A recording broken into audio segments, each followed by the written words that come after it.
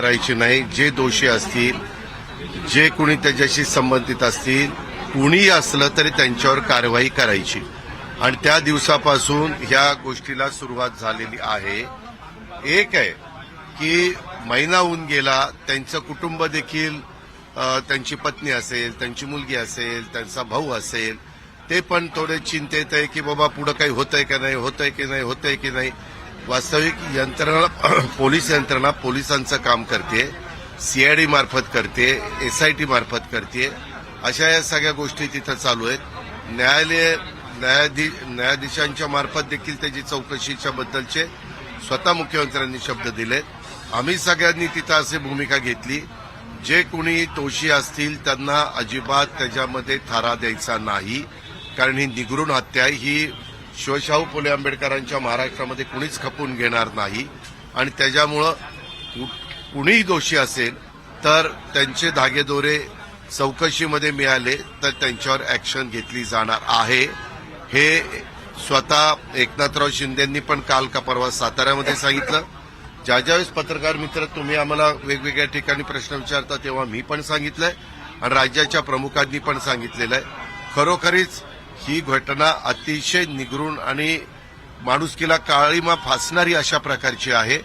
ह्यामध्ये कुणी सत्ताधारी पक्षाचा असो, विरोधी पक्षाचा असो, कुणी त्रयस्थ असो, ज्याचा राजकारणाशी संबंध असेल नसेल तो असो, त्याला कुठलाही थारा दिला जाणार नाही। बीड जिल्ह्यामध्ये कायदा आणि सुव्यवस्थेचा प्रश्न निर्माण झाला आहे। परळी बंद वाल्मीकरणासाठी होती, अख्ख्या परळीमध्ये सर्वजण म्हणजे रॉकेल ओतून अंगावर घेण्यापर्यंत प्रकार घडले। पालकमंत्रीपदासंदर्भात तिथं अतिशय चांगले एसपी पाठवलेले आहेत। पत्रकार मित्रांनो, तुम्ही पण चौकशी करा की यावेळेसचा पाठवलेला एसपी कडक आहेत की नाही।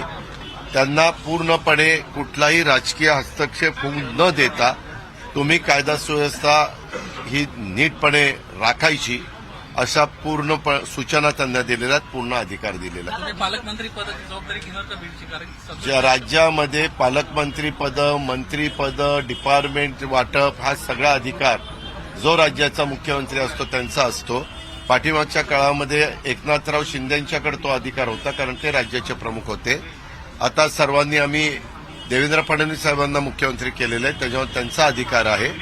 त्यांनी थोडंसं एक गोष्ट खरी आहे, निवडणुका झाल्यानंतर, निकाल लागल्यानंतर मंत्रिमंडळ असे होतं, आता यायला काही वेळ लागला, त्याच्यानंतर खातेवाटप व्हायला वेळ लागला आणि आता तुमच्या ह्याचा पालकमंत्रीपदाचा, परंतु आज काहीतरी पानिपतला गेलेले आहेत मुख्यमंत्री, उद्या आपल्याकडे प्राईम मिनिस्टर येत आहेत, दुपारपासून उशिरापर्यंत त्यांचे कार्यक्रम आहेत।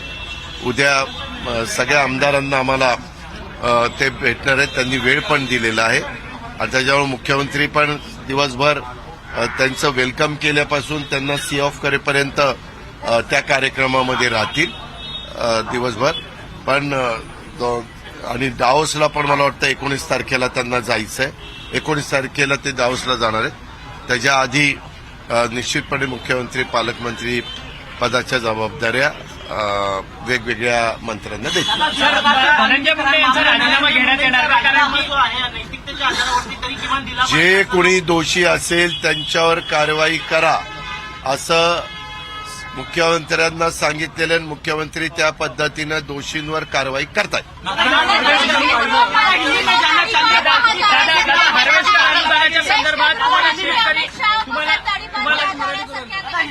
तुम्हाला शेतकरी भेटलेले होते, हार्वेस्टर अनुदानामध्ये घोटाळा झाल्याच्या संदर्भात तत्कालीन कृषी मंत्री धनंजय मुंडे यांच्या जवळचे वाल्मिक कराडांनी पैसे घेतलेत शेतकऱ्यांकडून, त्या संदर्भात हे आरोप केले गेलेले आहेत, त्याची चौकशी करण्यात यावी। जे दोषी असतील त्यांच्यावर कारवाई करू।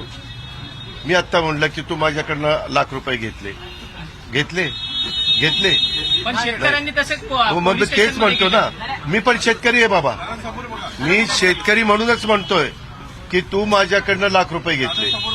मी त्याच्याबद्दल एवढंच तुम्हाला सांगतो, मी काय करतो, तुम्हाला वेळ देतो त्यावेळेस तुम्ही तिसऱ्यातच शिरता। मी इतकं स्पष्ट सांगतो, सगळ्या महाराष्ट्राला माझी मतं माहिती आहेत। मी कधी माझ्या राजकीय जीवनाला सुरुवात केल्यापासून जातीचा, पातीचा, नात्याचा, गोत्याचा विचार केलेला नाहीये। महाराष्ट्र चांगला राहिला पाहिजे, कायदा सुव्यवस्था उत्तम राहिली पाहिजे, प्रत्येकाने आपापली जबाबदारी नीटपणे पार पाडली पाहिजे आपल्या आजूबाजूला कोण आहेत, कसे वागतात, कसे बोलतायत, लोकांशी कसे संबंध ठेवतात, त्याचं पण भान आमच्या सहित सगळ्यांनी त्या ठिकाणी ठेवलं पाहिजे. आणि चुकीची माणसं असतील तर त्यांना बाजूला केलं पाहिजे. या संदर्भामध्ये आता ज्या काही इन्क्वायऱ्या चालल्यात किंवा आपण जे म्हणताय, कुठल्याही गोष्टीमध्ये कुठल्याही डिपार्टमेंटमध्ये जर कुणाला काही लाच द्यावी लागली असेल आणि त्याचे पुरावे असतील तर ते आम्हाला द्या. आम्ही त्याची चौकशी करू आणि दोषींना त्या ठिकाणी शासन करू. त्याच्यामध्ये कुणालाही पाठीशी घातलं जाणार नाही.